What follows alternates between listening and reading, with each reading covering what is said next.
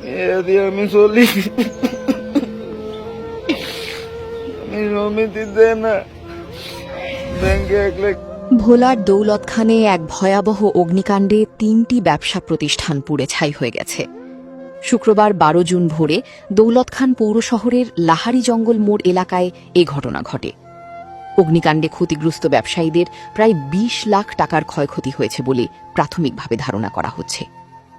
ক্ষতিগ্রস্ত ব্যবসায়ীরা হলেন চায়ের দোকানদার জাকির হোসেন, ফল ব্যবসায়ী আকবর আলী এবং মুদি ব্যবসায়ী মোহাম্মদ বাবুল। ক্ষতিগ্রস্ত চায়ের দোকানদার জাকির হোসেন কান্নাজড়িত কণ্ঠে বলেন, বিভিন্ন সমিতি থেকে ঋণ নিয়ে অনেক কষ্ট করে দোকানটি গড়ে তুলেছিলাম। আগুনে আমার উপার্জনের শেষ সম্বলটুকুও শেষ হয়ে গেল।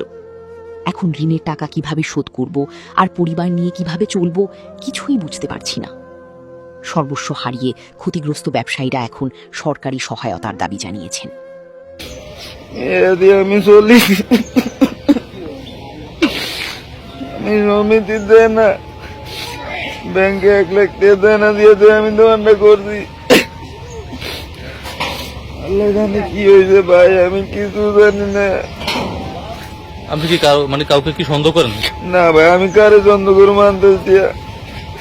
দিন আগে হয় ধার দেনা করে লোন লইয়া এই দোকানটা নতুন অল্প কয়েকদিন আগে করছে, বুঝছি। বউ টাকা লইছে, মনে হয় 1,02,000 টাকা লোন লইছে, দোকানটা করছে। কালকেও 1,02,000 টাকার মাল দোকানে উঠাইছে।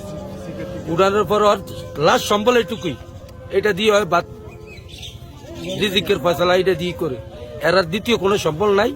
এখন আমরা সবাই মিলিয়া, এলাকার সবাই তার জন্য সহযোগিতার জন্য আমরা আপনাদের কাছে আহ্বান। ক্ষতিগ্রস্ত ব্যবসায়ী আকবর আলী জানান, গভীর রাতে হঠাৎ জাকিরের চায়ের দোকান থেকে আগুনের সূত্রপাত ঘটে। ভোর হওয়ায় আশপাশে মানুষ কম ছিল, ফলে মুহূর্তের মধ্যেই আগুনের লেলিহান শিখা চারদিকে ছড়িয়ে পড়ে এবং পাশের আরও 2টি ব্যবসা প্রতিষ্ঠানে আগুন ধরে যায়। তবে ধারণা করছি দুর্বৃত্তের দেয়া আগুনেই আগুনের ঘটনা ঘটতে পারে। খবর পেয়ে দৌলতখান ফায়ার সার্ভিসের সদস্যরা দ্রুত ঘটনাস্থলে পৌঁছে আগুন নিয়ন্ত্রণে আনেন। কিন্তু ততক্ষণে দোকানগুলোতে থাকা মালামাল, আসবাবপত্র ও নগদ অর্থ পুড়ে ছাই হয়ে যায়। 3:30 বাজে ঘুমের থেকে উঠিয়া দেখি যে আমাদের দোকানে ঝাপ টানতেছে। তখন আমি চোর করে বাইরেছি, বাইরানোর পর দিয়ে আমার দোকানে পেট্রোল মারিয়া লোক দৌড় দিয়ে যায়। ঠিক আছে, আমি সরকারের কাছে এর বিচার চাই, ঠিক আছে, জোরালো ভাবে এর বিচার চাই আমি। দৌলতখান ফায়ার সার্ভিসের স্টেশন অফিসার শাহাদাত হোসেন ঘটনার সত্যতা নিশ্চিত করে জানান, আগুন লাগার খবর পাওয়ার পরপরই ফায়ার সার্ভিসের কর্মীরা ঘটনাস্থলে ছুটে যান এবং স্থানীয়দের সহায়তায় আগুন পুরোপুরি নিয়ন্ত্রণে আনেন। তবে ঠিক কিভাবে আগুনের সূত্রপাত হয়েছে তা তাৎক্ষণিকভাবে নিশ্চিত হওয়া যায়নি। ক্ষয়ক্ষতির প্রকৃত পরিমাণ নির্ধারণে কাজ চলছে বলেও জানান তিনি।